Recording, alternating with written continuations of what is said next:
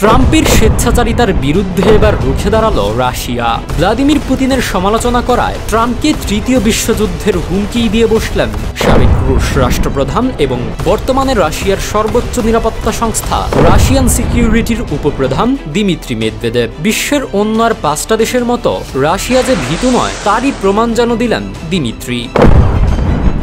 মঙ্গলবার সামাজিক যোগাযোগ মাধ্যম এক্সে পোস্ট করা এক বার্তায় মেদভেদেভ বলেন, ট্রাম্প সম্প্রতি বলেছেন যে পুতিন আগুন নিয়ে খেলছেন এবং অদূর ভবিষ্যতে রাশিয়ার সঙ্গে সত্যি খারাপ কিছু ঘটতে যাচ্ছে। আমি শুধু একটা ব্যাপারকেই সত্যিকার অর্থে খারাপ বলে মনে করি, আর তা হলো তৃতীয় বিশ্বযুদ্ধ। আমি আশা করি ট্রাম্প আমার কথা বুঝতে পেরেছেন।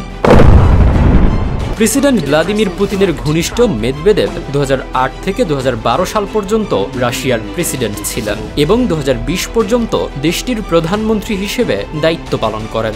রাজনৈতিক মহলে এটা অনেকটাই নিশ্চিত যে পুতিনের ইচ্ছাতেই তিনি এই গুরুত্বপূর্ণ দুটি পদে অধিষ্ঠিত হয়েছিলেন। 2024 সালের নভেম্বরে প্রেসিডেন্ট নির্বাচনে জয়লাভের পর ডোনাল্ড ট্রাম্প ঘোষণা দিয়েছিলেন রাশিয়া ইউক্রেন যুদ্ধ বন্ধ করাই হবে তার অন্যতম অগ্রাধিকার। 20 জানুয়ারি নতুন মেয়াদে শপথ নেওয়ার পর এই ইস্যুতে সক্রিয় ভূমিকাও নিতে শুরু করেন ট্রাম্প।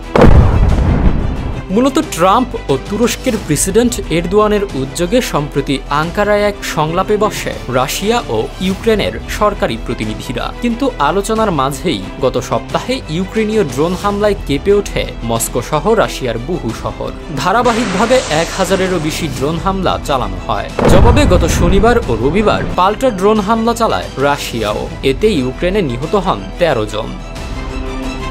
রাশিয়ার পাল্টা হামলার ঘটনার পর পুতিনকে তীব্র সমালোচনার মুখে ফেলেন ট্রাম্প। তিনি বলেন, পুতিন পুরো পাগল হয়ে গেছেন এবং যে ব্যাপারটি তিনি বুঝতে পারছেন না তা হলো আমি যদি না থাকতাম তাহলে রাশিয়ার সঙ্গে সত্যিকার অর্থেই খারাপ অনেক কিছু ঘটত। আমি আবার বলছি, সত্যিকার অর্থেই খারাপ। পুতিন আগুন নিয়ে খেলছেন।